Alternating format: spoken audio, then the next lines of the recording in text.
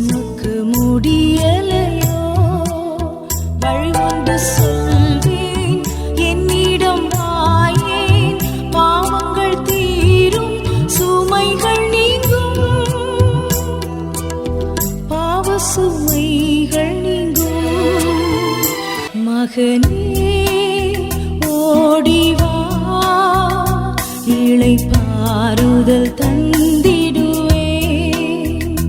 மகளே ஓடிவா, இளைப்பாறுதல் தந்திடுவேன்.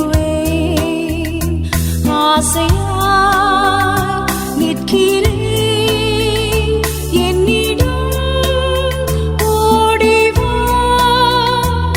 ஆசையாய் நிற்கிறேன்,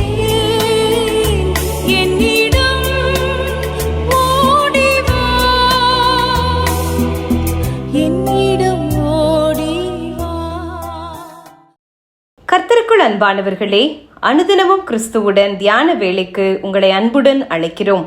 இன்றைய தியானத்திற்கான வேத வாசிப்பு மத்தேயு 5ஆம் அதிகாரம் வசனங்கள் 21 முதல் 30 வரை. தியானத்திற்கான தலைப்பு நரகத்தில் தள்ளும் பாவம். தன் சகோதரனை நியாயமில்லாமல் கோபித்துக் கொள்பவன் நியாய தீர்ப்புக்கு ஏதுவாயிருப்பான். மூடனே என்று சொல்லுகிறவன் எரி நரகத்துக்கு ஏதுவாயிருப்பான். மத்தேயு 5:22. மனைவிக்கு துரோகம் செய்த ஒருவர் பல வருடங்களின் பின்னர் தனது துரோகமே தன்னை வதைப்பதை உணர்ந்து எப்படியாவது மனைவியிடம் மன்னிப்பாவது கேட்டுவிட வேண்டும் என்று தீர்மானித்து அவளது வீட்டிற்கு செல்ல, அங்கே மனைவியின் அடக்க ஆராதனை நடந்து கொண்டிருந்தால் அவருக்கு எப்படி இருக்கும்? ஒரே ஒரு பொய்தானே, இது பெரிய பாவமா? என் நிலையில் இருந்தால் தான் புரியும். இப்படி பல விதங்களில் நமது செயல்களை நாமே நியாயப்படுத்துவதுண்டு. பெரிய பாவம், சிறிய பாவம் என்று நாமே பிரித்து திருப்திப்படுவதுண்டு. பாவம் என்றால் உடனே பாலியல் செயற்பாடுகளையோ கொலை கொள்ளை போன்ற காரியங்களையோ தான் நாம் சுட்டி காட்டுவதுண்டு. ஆனால் பெரிது சிறிது என்று எதுவுமே இல்லை. தேவனுடைய வார்த்தையை மீறுவது எல்லாமே பாவம்தான். அவற்றில் வேறுபாடு எதுவும் கிடையாது.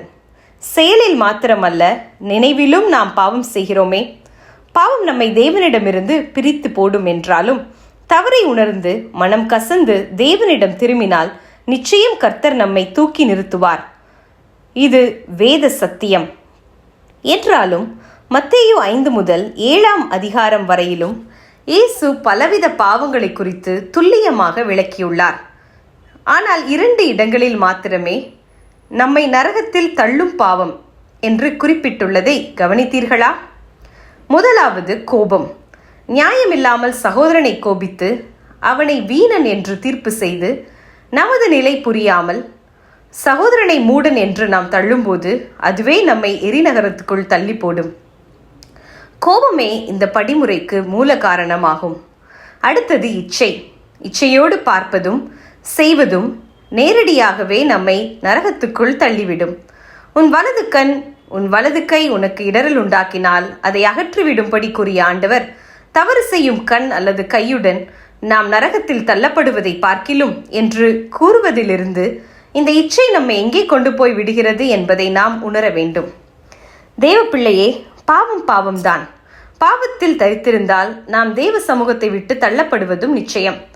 அதாவது நாம் பிரிக்கப்படுகிறோம். அதுவே நரக வாழ்க்கை. என்றாலும் நாம் சாதாரணமாக எடை போடுகின்ற கோபம், இச்சை என்பவற்றுக்கு இத்தனை வல்லமை இருக்குமானால் பாவம் நமது நித்தியத்தை எவ்வளவாக பாதிக்கிறது என்பதை சற்று சிந்தித்து பார்ப்போம். ஜெபம் செய்வோமா? ஆண்டவரே, எங்களை நித்தியமாய் தேவ சமூகத்தை விட்டு பிரித்து போடும் கோபம், ஆசை, இச்சை போன்ற பாவங்களை எங்கள் எல்லைகளை விட்டே முற்றிலுமாய் அகற்றி போட உமதருள் தாரும். ஆமேன்.